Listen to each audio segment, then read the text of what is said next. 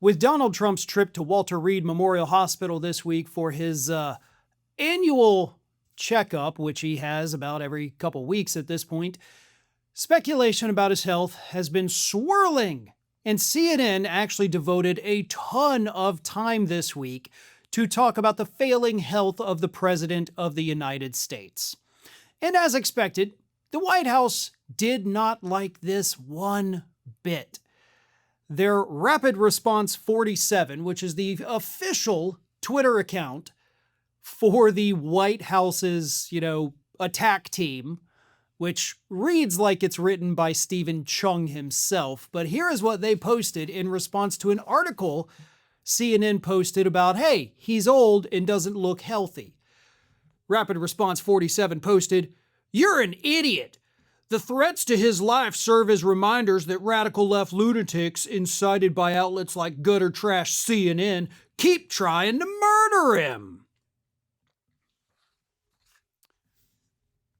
You're an idiot, CNN. So either it is Stephen Chung writing this or a 10-year-old boy. Because if that's the best you have with your rapid response, that person needs to be fired. Also, you're not refuting anything that CNN put in their article. And by the way, CNN actually one-upped that article by bringing in Dick Cheney's former doctor, a man by the name of Jonathan Reiner, who actually really went scorched earth against Donald Trump's health, saying this in an interview. "The president and his team are not legally required to release information to Congress or the public, and I think that really should change.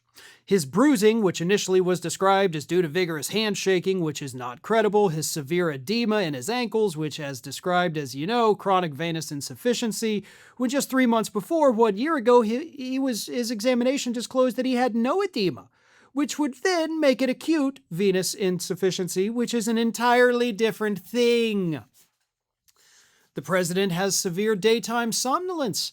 He falls asleep very often. He's fallen asleep in the Oval Office on multiple occasions with people talking to him in the cabinet room, and was concerned yesterday that he might have fallen asleep at Arlington National Cemetery during Memorial Day observances, and chronic insomnia is a severe illness.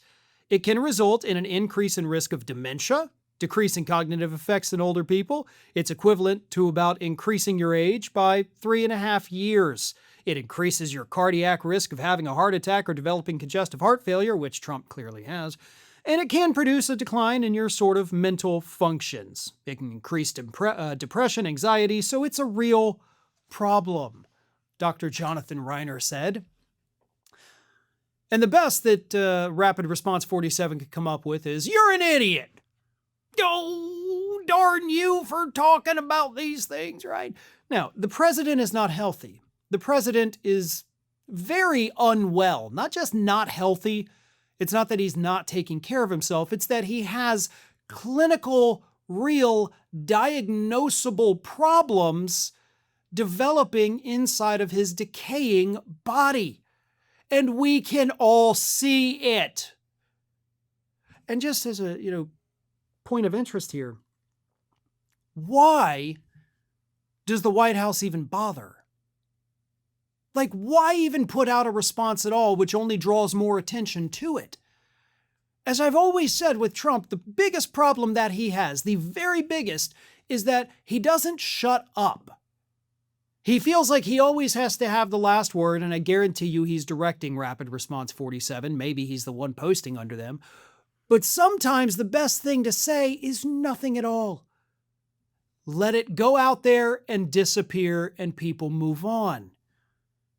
But of course, his psychological illnesses do not allow him to do that, which of course just makes these problems so much worse for him in the media.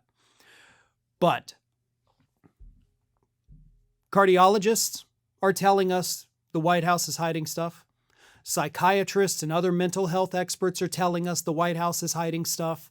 When all of these experts, all of the people who know what the hell they're talking about because they deal with it every day, tell us that there is a massive cover-up taking place, we should probably listen to those people. How many times have you gone to log into a website or an app only to get that dreaded message that you have to change your password because it appeared in a data leak? To make matters worse, your data may have been leaked from a company that you don't even have an account with. It's because the websites you do subscribe to sold your data to less than secure entities.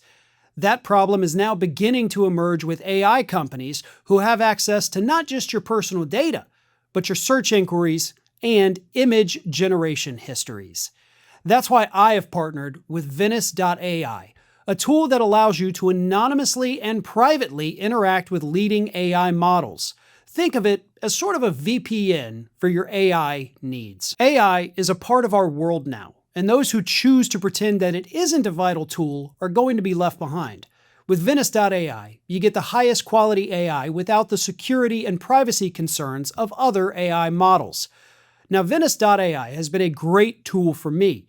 I use it to help me come up with better ways to phrase things in both titles and descriptions. With Venice.ai, you get anonymous access to GPT, Gemini, and Claude models, fully private access to leading open source models like GLM, Kimi, DeepSeek. Venice submits requests on your behalf, so nothing is ever tied to your identity. And Venice Studio is a powerful all-in-one creative workspace with audio and music generation, video and image generation, a movie editor, one subscription for all the best tools and models on the market. And Venice.ai was founded by Eric Voorhees, one of the pioneers of Bitcoin and a privacy advocate. So if you want to use AI without handing your most personal information to corporations or the government, check out Venice.ai. You can get 20% off a pro plan at Venice.ai/Farron with code Farron.